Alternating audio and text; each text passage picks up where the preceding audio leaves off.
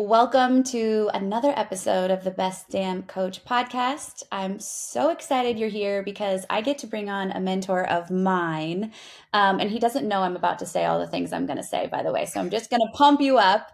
But I mean, you guys have known on this show that I've shared so much about the last year being like one of the most challenging years of my life when it comes to business, and really waking up one day and figuring out that my heart was not aligned in the business I was living. And I had a choice. I could either keep doing it because the money was great, or align myself with my heart and really serve what I think has been kind of my life's calling, which is getting back into really like coaching and teaching and the art and mastery of all of those things. And I believe fully that the mentor arrives at just the right time. And I had been struggling to find, like, really asking myself, who's the right person for the right thing to support the future vision I had in my business. And then lo and behold, Colin Boyd shows up from a friend who was like, Amanda, I'm in all of his offerings. I know where you're at. Like, you've got to check out his stuff. And so I jumped into, like, whatever, I think your conversion story, $47 offer. And then immediately I just had this, like with mentorship, it's like you have like a gut, like, okay, this just feels like the right thing at the right time. And since, joining your community, it's been just like a really big aha of some of the gaps in my own business. And we are on an uphill climb now, which feels really fantastic. So that was a really long way to introduce you, but I'm so excited to have you join us today, Colin. So Oh, thanks it's for an being here. honor, Amanda, and I'm excited to help your listeners, and all of the listeners are in good hands with you, and so because you're good at what you do, and I love that. So let's have a conversation about this topic that we're Yeah, going to talk about thank today. you. Before we dive into talking about stories and workshops and webinars, I do want the listeners to have kind of some context. I'd love for you to give us your kind of version of how you ended up where you are right now in the business world and in your own personal life. Well, for me, it started about 14 years ago. I was starting a coaching business, and I had a big dream of wanting to help people, wanting to do something meaningful, wanting to make money. But the problem was is that I didn't have any clients. I mean, I had like half a client was the metric, which was the client that turns up every other month and pays every third month, kind of thing. And so I had one of those clients, and so I was just like struggling to know what to do, where to go, how to grow my business. And I had a friend call me up one day on my landline and say, hey, I've got an event coming up and I'd love for you to maybe do the event because I can't do it. So he's looking to fill this free event as a speaker. I'd never spoken before. I mean, I'd spoken at college, right? Doing like college presentations and school, but I'd never spoke professionally. And I said yes to the event. And I remember the night of the event, going up the stairs. It was literally this dark and stormy night. And I go up and the event organizer comes up to me and he's like, Colin, this, you wouldn't believe this. This is literally the biggest event we've ever had. And for me, this is like really bad news because in my mind, I'm thinking, great, I'm just going to look like an absolute idiot in front of their biggest audience ever. So there was 137 people in the room, and I remember I got up, I spoke, and at the end I made an offer. And what ended up happening was that offer was an irresistible offer, which I didn't even know what that idea was at the time. And so out of the 137 people, 125 of them gave me their personal details. And then I followed up. And then I ended up from that booking about 15 full-time coaching clients. And then HP called me 4 days later to speak at their next global workshop day, which ended up having 5,500 people. That was my first ever paid workshop that I ran.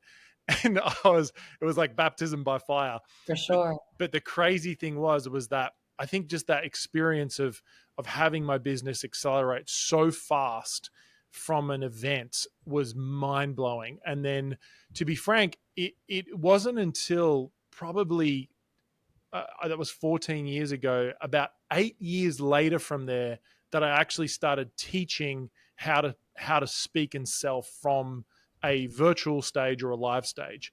And so over that 8 years, I actually taught productivity and personal development, like general coaching stuff. And then it was about 5 years ago, I had some fairly big successful experts ask me, Colin, that's great what you're teaching there, but I want to learn how you're speaking and selling on these stages. And so that started this whole angle of teaching coaches to sell and speak on stages, which we've been doing for about 5 years. That's so awesome. I want to highlight a couple things that you said that aren't necessarily the meat and potatoes of what we're going to talk about today.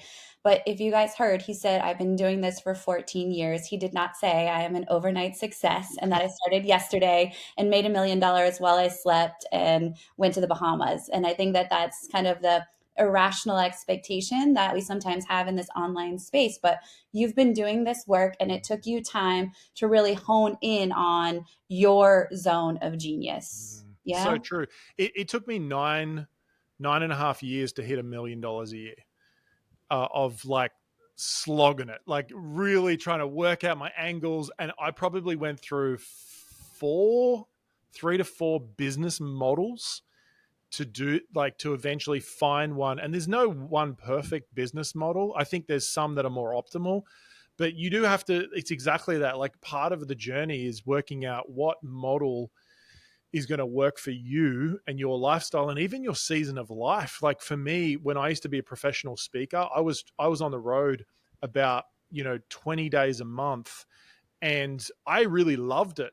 But I was married. I had no kids, no like real responsibilities Mhm, other mhm. than being married, which is a responsibility. But like I had no kids, so it's like they're like full Different. responsibilities, and that was great, and I was earning great money. And then we had our first kid, and then I was like, oh my gosh, this is not working for me. I want to be around. And so I changed my whole business model again. So I think there's different seasons of your life that need different business models. So, but yeah, it's been a real journey. It wasn't definitely wasn't an overnight success. Yeah, and I so relate to that too. Just even in just clarifying the niche, because there's so much, pressure, I think, in the beginning to feel like you have to have that locked in. And I always talk on the show and with clients that like your niche finds you, right? You just keep taking action and try things out, not from a needy standpoint, but eventually, it's going to come full circle. I feel that so much now. I'm like full circle. I'm teaching curriculum basically, which I did in the classroom for 10 years. I'm a Wow. master at building curriculum. It was always right here, but I didn't see it until I was, ready and able to, I guess. So Yes, that's so relatable. true. That's so true. And that's so fascinating because when I think about it, I went into teaching after college as well, and I was like a community college teacher, and then I went into learning and development. That was when I was like in like corporate Australia as it was at Sure. the time.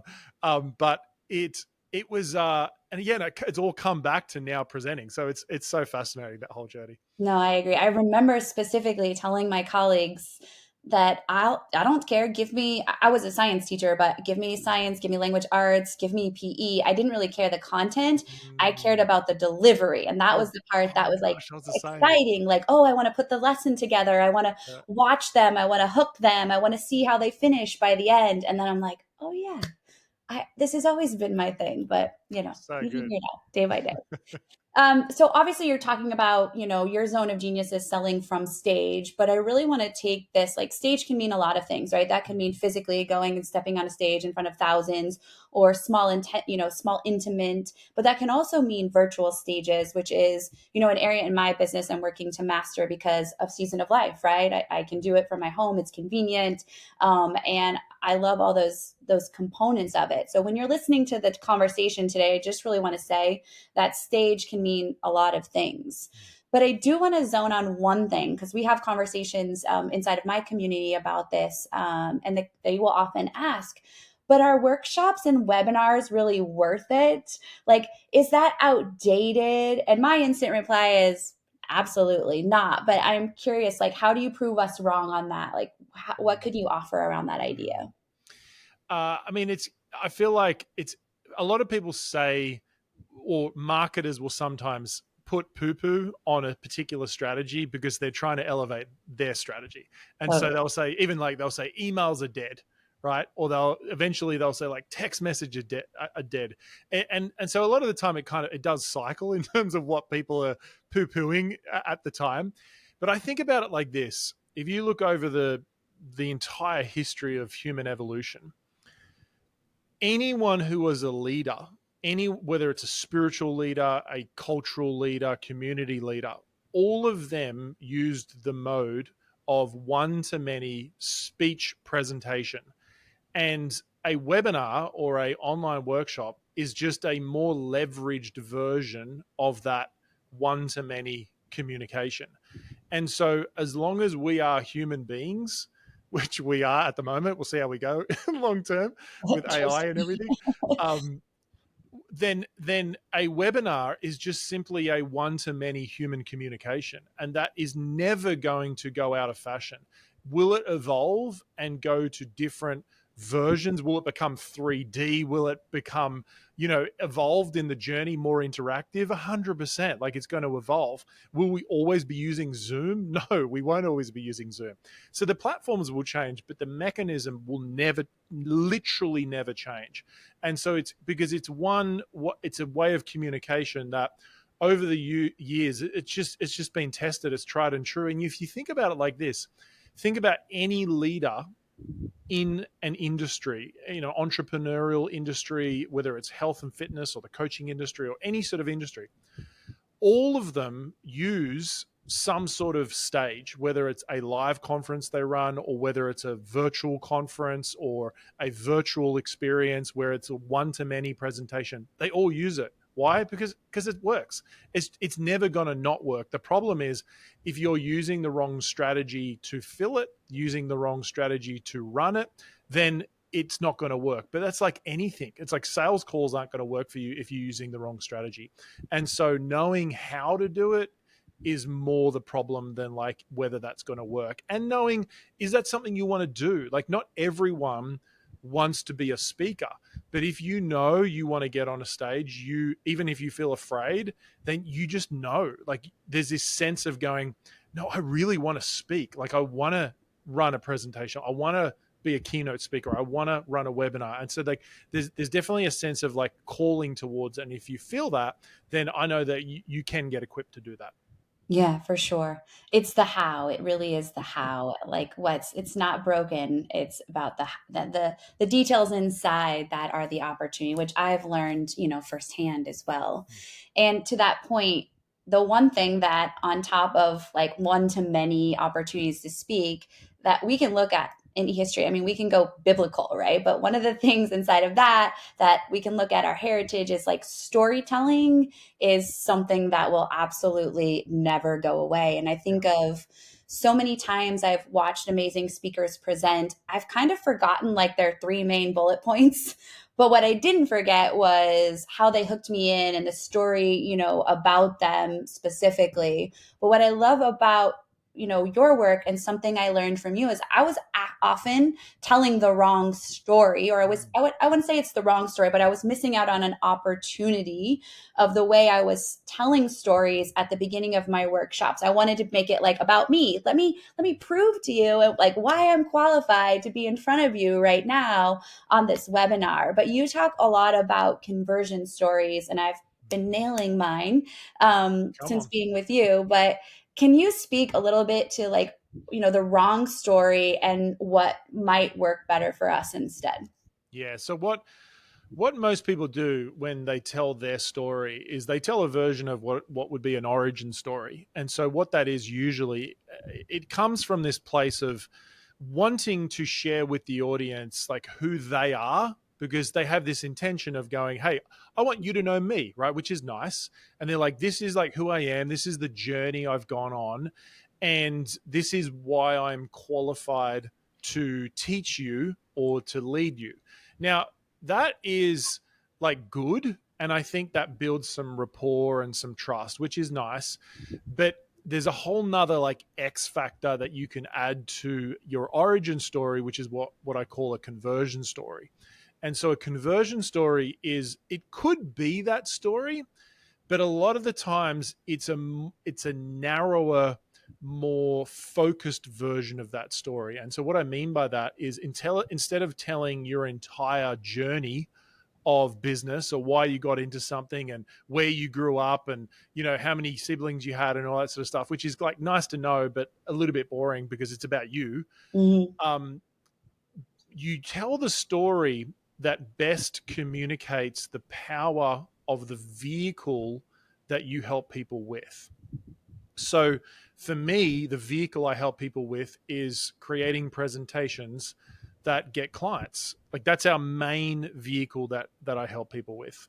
And when I tell my story, if people ask, "Oh, Colin, tell me about how you got into coaching," I could tell a story about signing up to a coaching industry program, and then getting mentored and going to workshops and having my mentor call me a schmuck, which he did. I Call think me I've a heard that story. Yep. yeah, like and that's a cool story. It's called my schmuck story, but that's not a story that communicates the vehicle that I help people with. And so a conversion story is finding the right story to tell that communicates the power of your vehicle. I love it. And what's interesting is I personally do this inside of every teaching session. Like, this is when I go back to teaching in a classroom, this is how I started every single lesson, right? Was finding some sort of metaphor that transferred over to the knowledge I was about to dump on them. What I was missing, for me personally, was the application to that, like, core, that core vehicle that is imperative. And if you're not familiar with the term core vehicle, like, this is just kind of like the thing, like your sweet sauce, I would say, the thing that you're using to transform the lives of the people that you're serving. Mm.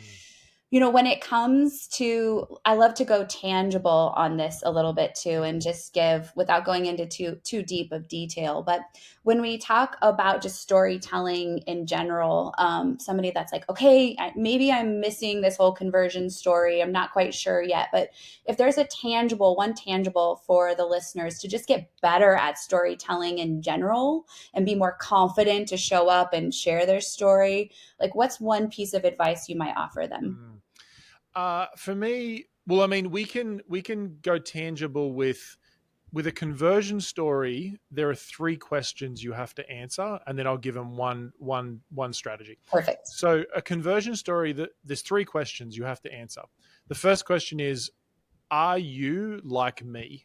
So, in a conversion story, you need to show the audience that you are like them on some level, whether you've gone through similar challenges, difficulties, desires. You're just showing them that you get them, right? Because it is your story, but if you tell it this way, the audience will go, wow, that I know they're sharing their story, but that's kind of like how I feel as well. And so that's the response you want from your story. The second question is can you lead me? And so your story has to show some level of credibility, breakthrough, transformation, summit experience where you've seen a breakthrough, and they would go, you know what, they sound like they're pretty good at what they do as well.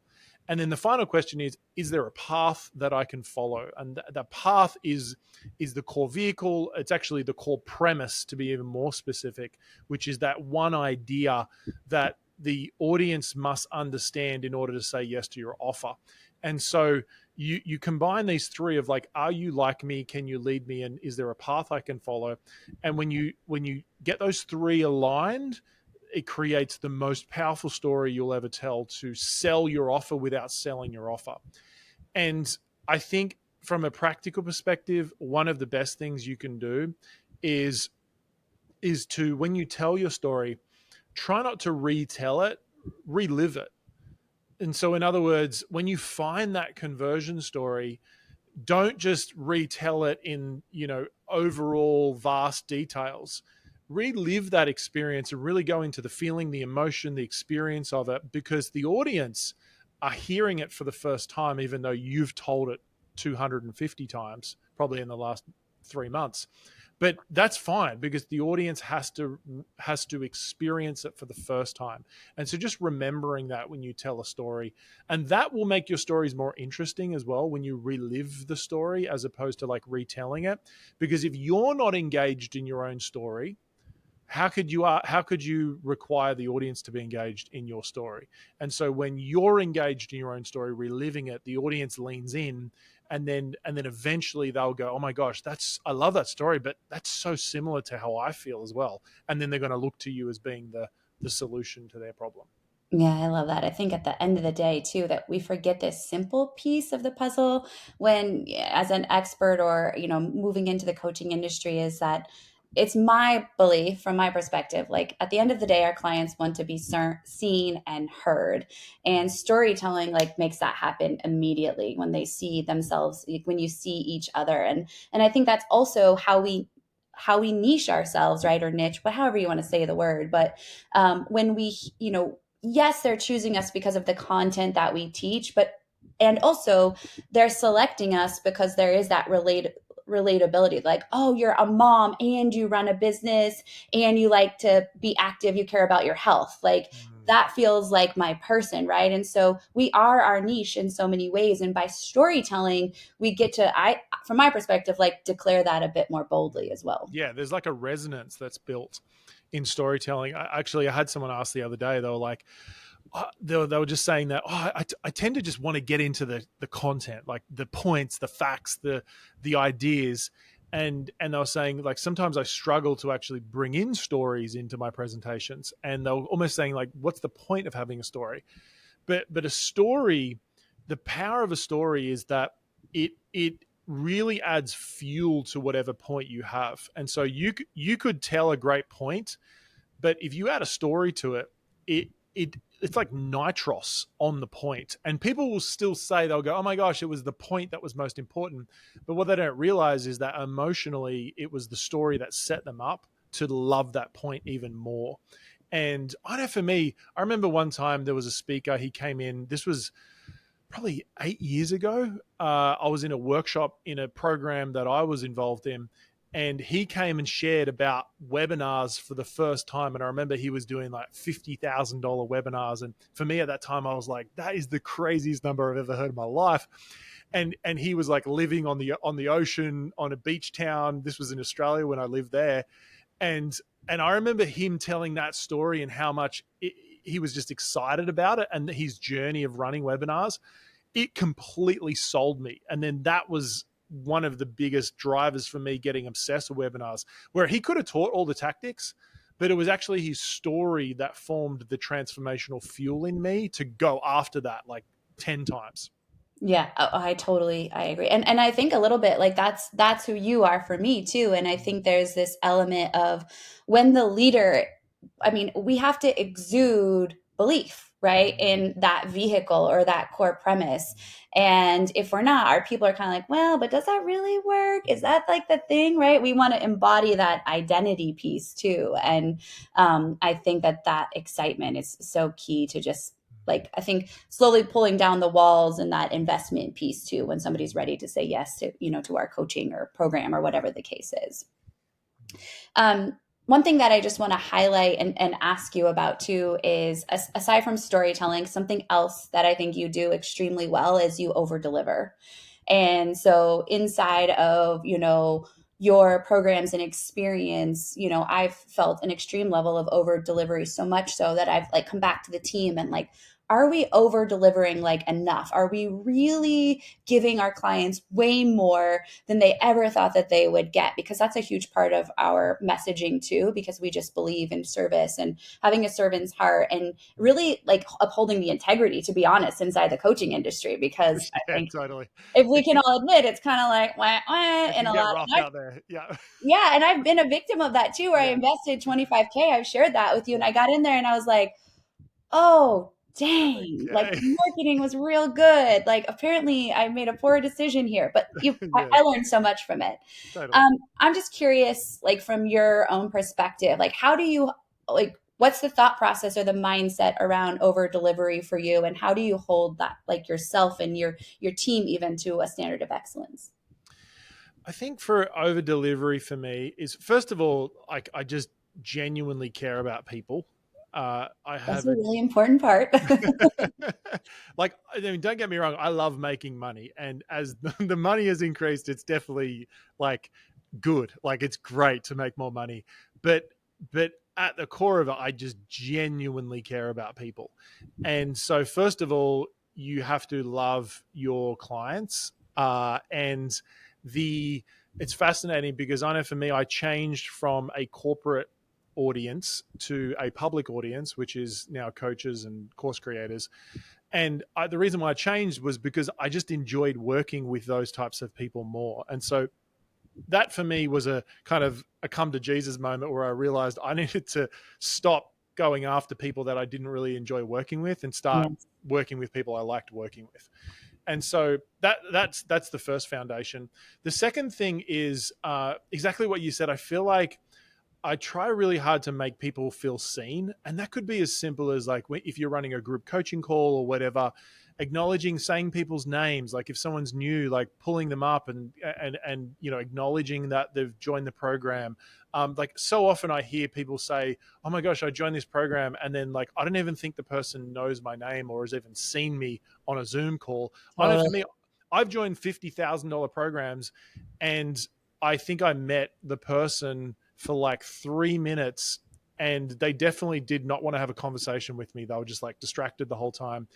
And I was just like, like even in that moment they could have been present, but they just weren't. And so for me, I just don't like making people feel like that. And so I think having that intention, now that can also backfire on you more from the sense of it can create a lot of angst in you as a creator, because there is a level of boundaries that you also need to create as you grow and scale.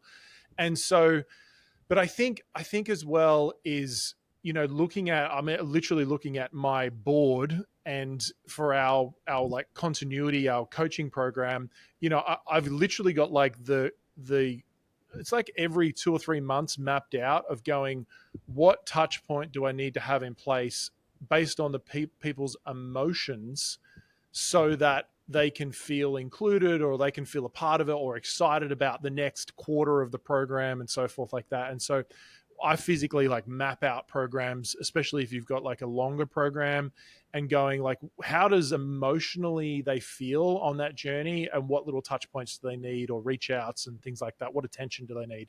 And so that's kind of what we do. And but it's always growing. Like for us, we there's a whole new role that's evolved for us that we're looking to fill right now around the customer success journey. And we've got customer experience, but there's like a whole nother level. And so it Sure. continues to evolve Yeah. as that. And so just looking for those points of the emotional journey, even of the client. Yeah, and I think even from where I am, one of the things I've really realized over the last year too is that over delivery can only happen, and like enriching that. A, of course, I align, like I love my people, so I love my clients so much, so I'm just invested in them. But I was I was in too much client delivery. So like delivering so much one-to-one work personally just didn't give me the opportunity and the space to step back and really boldly step into where I wanted to take my programs. And so I realized that there was going to be this decision I had to make in the last year of stepping back from that in order to align with the vision that Hmm. supports where I want to take my business, which is more scalable, right? And less one to one and only group offerings. That was a tough decision because it meant I had to drop my revenue kind of immediately Short term, yeah. in belief and knowing that, that would trickle back up. And it is. However, I still think that like just when you spread yourself too thin and you have too many offers, or just too much, or a lack of systems in place, or a lack of team, that's also a huge hindrance on, I think, the quality that we can offer as well. Yeah, definitely. Yeah, it's funny. I think I know you would do this as well. Is for me, whenever I'm creating an experience for the clients, like I just want it to be incredible. And so whether it's a master class, or something like a new product or a new experience, I just get pretty obsessed about the quality of that content, the quality of that experience. And it's funny. My wife kind of pays me out. She's like, babe, like I know you like delivering content, but like you don't have to spend like 35 hours on a 1 hour training. And I'm like, yeah, but it's gonna be so good. Like it's like I all I talk totally about, the next masterclass coming up that I'm teaching.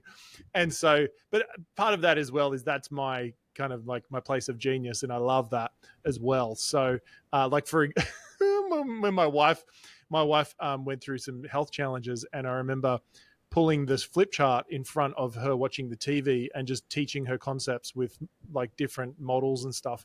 And so that's the kind of person I am. So it I probably get it. overflows into the program. Yeah, I totally get it. It was like our last cohort of the FBL of the Framework Builder Lab. I could just see that like I would do open Q&A and they were like hanging on to every word. Still like a full house in Q&A and it's been already 90 minutes. And it just like fell on my heart. I'm like, I'm just going to do an extra open Q&A where I'm not teaching content and everything and just show up.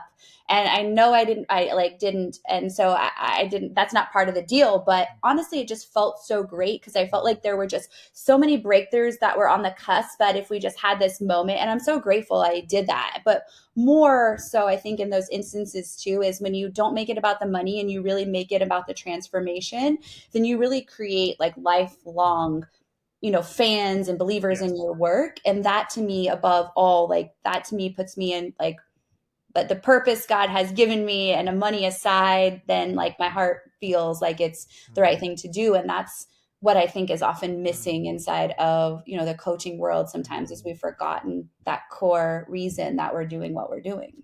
And I think it makes it so sustainable as well. Like for me, I'm not a flash in the pan. I'm not here to be a spark that burns out. Like I will still be in this industry 30 years from now. I'm 42 right now. I'm thinking 70, 75. I'm still going to be teaching on stages, running programs. Like that's my intention. I look at Dan Sullivan. I think he's around that age at the Yeah. moment, and he's trying to publish one book a month at the I moment. know that's crazy. When I was listening, I was like, that is just bananas. I can't even fathom a book and he's one a month. Yeah, one a month. I mean, his secret is he doesn't write them. So, Yes. but True. but it's like what a legend. And I just think about the longevity of it, and so keeping your integrity in the programs.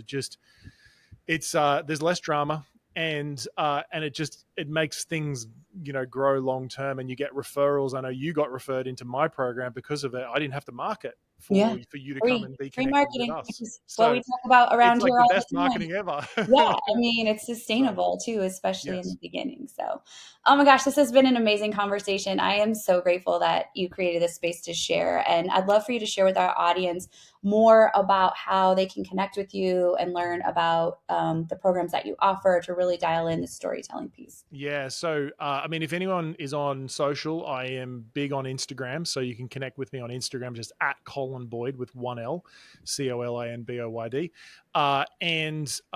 There's, if probably the first place, and I think it was one of the first places that you started with, was this idea of a conversion story. And I think that so often coaches go through years and years of trying to work out what's that story I should tell when you can actually work it out very quickly. In fact, the conversion story formula, my goal is to get people to work it out in under 48 hours. That literally within 48 hours, you'll have it written and shared on social media, a version of it, and then leading towards your offer. And so the conversion story formula is like a really good place to start. It's the price of a few tacos, and that's a great place to start. And I know that you have got a link for them, Amanda, if you want to kind of point them in the right direction. Yeah. So we'll put the link in the show notes, but you can head on over to Amanda-Walker/story and grab the conversion story formula. By the way, it took me 4 hours to get right through it because I was like, I'm nailing this. And then what I think about that though is the formula is like the gift that keeps on giving because Yeah. then you get to use it in different ways to position the right story, for the right thing that you're about to speak on. Yes. Yes. Yeah. Just you'll use it everywhere. It's like Yeah. so powerful. So yeah, hope you guys enjoy it. Amazing. Thank you so much for the time today. And I know y'all took away some amazing nuggets. Go engage with Colin's content on Instagram. I think you'll get a laugh or two occasionally as well. And the link to the conversion story will be in the show notes. So we will see y'all on the next chat.